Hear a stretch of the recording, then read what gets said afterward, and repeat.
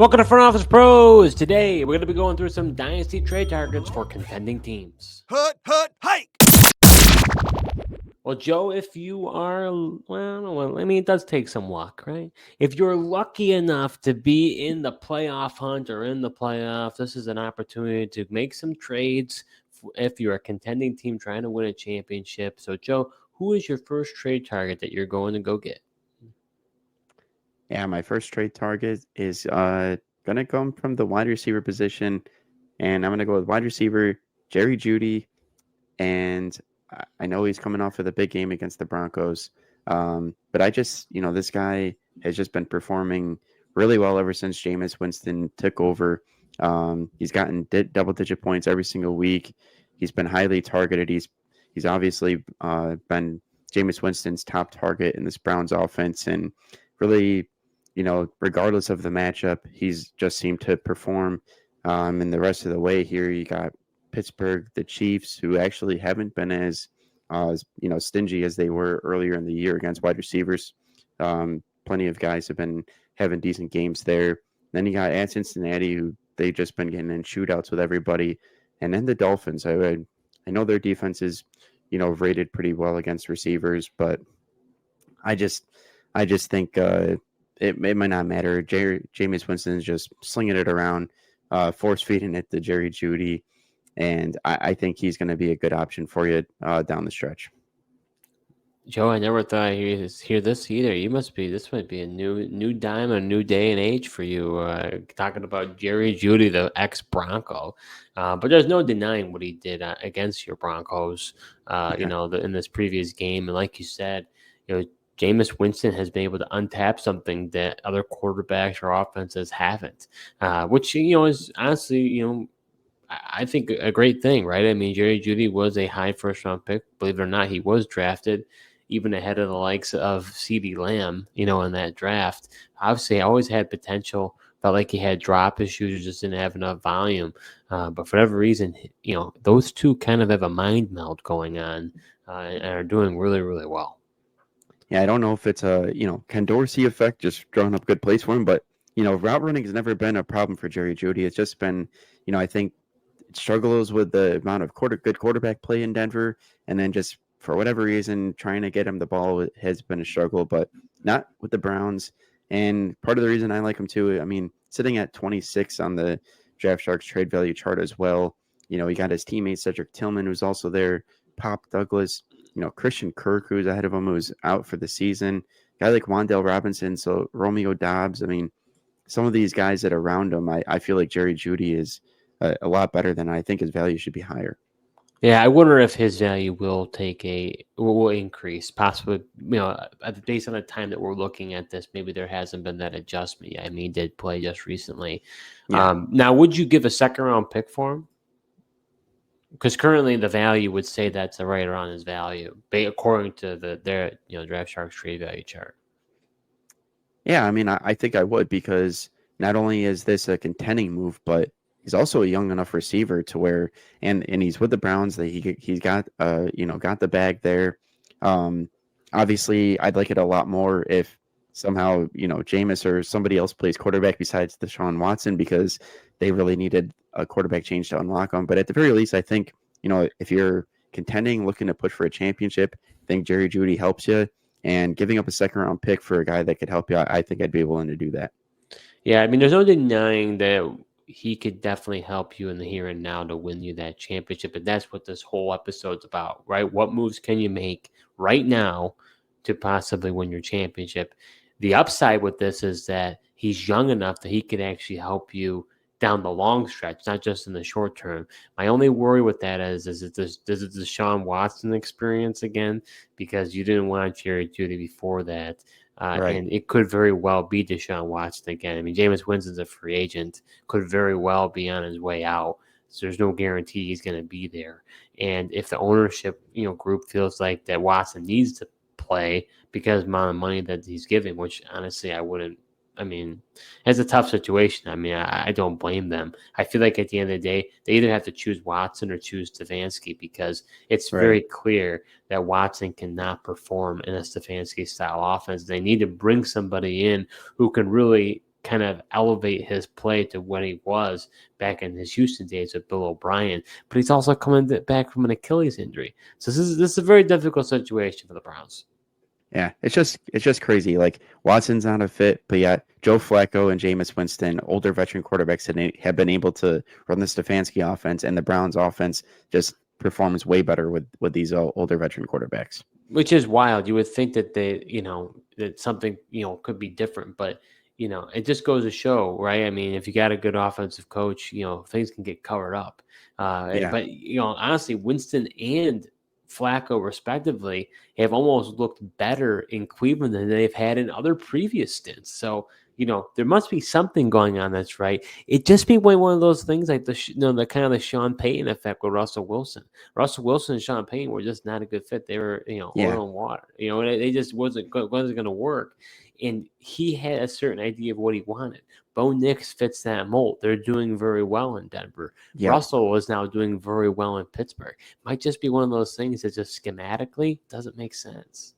Yeah, I think that for sure looks like the case. So my trade target for contending teams, I'm going to be talking about a Bronco, not an ex-Bronco, but a current Bronco, who could have possibly been an ex-Bronco, but ended up staying with the team. It's wide receiver Courtland Sutton of the Denver Broncos here. And Joe, if you look at it right now, he's on pace to having a career year, which is really interesting because, in this previous year with Russell Wilson at the quarterback, we had talked about, him having a really good year with the 10 touchdowns. But with 3 games to go after the bye, he's at 5 touchdowns. He's at 104 targets, 63 catches, and 846 yards. I think I saw something recently. I mean, he's basically. I'm going to be a little bit more generous because I don't know completely off the top of my head, but I want to say he's been a top 5 receiver the past few weeks. There's only been a few players that have really outpaced him as far as scoring goes. I mean, he has been continuing more and more involved in this offense. I can't think of a better win now player, to be honest with you, just based on the raw production he's been getting. If you look at the trade value chart, he's not really all that much. So in my case, why not go for a guy like Courtland Sutton, who, yes, he's a little bit older. He's 29 years old, but he's only 31 on the trade value chart. It's not really that much. That's equivalent to, you're looking at a mid-second round pick. If I'm a contending team, I trade that all day long. Yeah, I definitely would do that as well. You mentioned Courtland Sutton. It's just crazy. Ever since he didn't have a catch against the Saints, Bo Nix in this offense has really made it a point to get him the ball, and this offense has run through Courtland Sutton whenever they need a big play. They draw up a play to Courtland Sutton, and he comes up with it. So the production's there as far as the target volume and the yardage, and he's also a big body guy that can get the touchdowns as he showed last year with 10, and he's got another 5 this year with a few games left to go here. Yeah, I mean, maybe you trade a guy like Travis Etienne to be able to acquire. Maybe you trade a guy like, Ramondre Stevenson, Rashad White. Could you possibly pull that off? Maybe a DeAndre Swift. Those guys are all similar values. Could you trade a guy like Ricky Pearsall? Somebody who's got some potential, not showing anything right now. There's a lot of different options out there. I think you could easily try to get a guy like Courtland Sutton. He's not like a tear it down blue chip player that someone would trade away like a CeeDee Lamb. It's like, it's hard to trade away this guy. He's older. So I think, it makes a lot of sense to go get him. Yeah, he's also an impending free agent here too. So I think that also might make it tough for a dynasty manager to want to hang on to him, just because I don't know if the Broncos are going to bring him back. Obviously, the last 2 seasons, there's been trade rumors. The Broncos didn't trade him. But then he's had really productive seasons. Don't know if they'll bring him back. But even if he goes to another team, I think he could still have solid production on a new team. Are you enjoying this episode so far? Well, if you are, subscribe to our YouTube channel, smash that like button, and hit the notification bell for upcoming videos. We do videos throughout the year, so you're not going to want to miss what we have in store. All right, Joe, so who is your second trade target for contending teams? Yeah, it's crazy that I'm going to say this one. But, we talked about him on another show here, but I'm going to go with quarterback Will Levis, and currently sitting at a value of 3. And this is largely due to the fact that the Tennessee Titans have the best remaining schedule for quarterbacks. I mean, this week they've got the Jacksonville Jaguars, who is the best matchup to have. And that's also who they play your championship week as well. But then week 15, they got Cincinnati, and week 16, they play the Indianapolis Colts as well. So just given his value, I mean, if you're starting, I think this is largely in play, especially for super flex leagues, which obviously his value is a little higher. It's 11 if you play there. But nevertheless, like if maybe you've got like a guy like CJ Stroud who's just been not what you thought this year, or maybe you have been streaming the guys and you're playing veteran guys like Kirk Cousins or Matt Stafford. I mean, this guy, ironically enough, as rough as it started, I think he could, really win people championships down the stretch here, given those matchups. Yeah, honestly, I wish that I had taken this advice a week earlier in a home league I'm in, because right now my quarterback situation is dire. Would love to have a guy like him right now, and I would definitely stream him this week. And like you said, I mean, the schedule is great down the stretch here, and that's all you need. A lot of it's the matchups game, we gravitate towards players with big names, and there is something to be said that, hey, you've got this name player, I'm gonna roll with it. But there's also, hey, if you like to gamble a little bit, this is an opportunity to gamble, because like you said, Will Levis has got a lot. They can be up and down that offense, but it's a great opportunity for against the Jacksonville Jaguars. You can't get much better. So I'm with you. And you're not gonna have to trade that much for him. And there's that slight upside that he could turn into something. My feeling is he's probably not going to. That's where I feel like it's kind of an expiring deal, because I think going forward, I don't know how much value he's going to give you. But hey, if he wins you a championship, so what? Yeah. So what? I mean, we thought that a guy like Baker Mayfield even could be a league winner, given the matchups that he has. But I don't know that the passing volume's really been decreasing there, and they really are leaning on the run game, and the running back matchups are so good. I think they could lean heavily on that.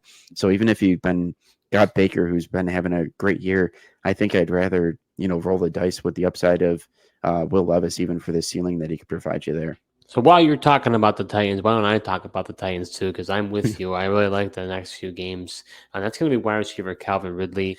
Ever since DeAndre Hopkins was traded, his fantasy season has went a completely different direction. A guy who was essentially droppable in most, redraft settings. If I was in dynasty leagues, I don't see him being dropped, but surely benched.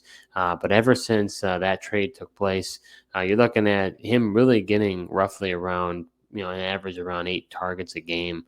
Hasn't had the touchdowns as much, only 2 touchdowns the one game at the Chargers, but I do think that could change with these matchups going forward. Ultimately, Ridley, I think, is the number one target there. Obviously, Westbrook-Ikini has been getting a lot of touchdowns. Chigi Okonkwo has been getting more involved. But Calvin Ridley is still getting a pretty high target share percentage. He's not a guy I'm all that excited for, per se in the future. He's young enough that he could return you some value, but he's 29 right now on the trade value chart. You could trade a guy like Adonai Mitchell, which who knows, really as far as who's going to be the best receiver in the Indianapolis Colts future. And with Anthony Richardson with a dual threat ability, you might not get, a heavy amount of targets. Maybe you trade a guy like, Rashid Shaheed, who has some potential moving forward, but he's out for the year. Maybe someone like that could be interested. Even a guy like Juwan Jennings. So, I mean, those guys are all ahead of him, to my surprise. So I think when it comes to Calvin Ridley, he's older. He got that big contract. There's no guarantee that they don't bring somebody else in and maybe things go for the worse again. But for now, I like Ridley and I'd go for him. Yeah, definitely. I mean, similarly to the Will Levis, you mentioned the schedule. I mean, they've got the best as far as wide receivers, they got the best matchups as well across the board. I think it just makes a ton of sense to get these Titans pieces, and Ridley's up there with them. And it's just, I still, I know we've talked about it before, but I still just can't believe like Hopkins was the reason that he was holding Ridley back, because they weren't even hyper targeting him either. No, they really weren't. I mean, he's definitely not having as a good a year as he was in Jacksonville a year ago. If you look at last year, he had 136 targets, 76 catches for 1,000 yards and 8 touchdowns. I think he's going to definitely pass 1,000 yards. It's more so just the touchdowns and how hyper targeted he was in Jacksonville. So we'll have to see down the stretch, but they're really good matchups. And as we saw with Jerry Jeudy against the Denver Broncos, it only takes one game. Guy had over 200 plus yards and a touchdown. So these stats can change pretty drastically, and these next few weeks I think are going to be pretty good for Calvin Ridley. So that does it for this episode. We talked about a few dynasty trade targets for contending teams that they need to go and get. So if you're listening, go consult your other league owners and get it done. Thanks so much for tuning in, and until next time.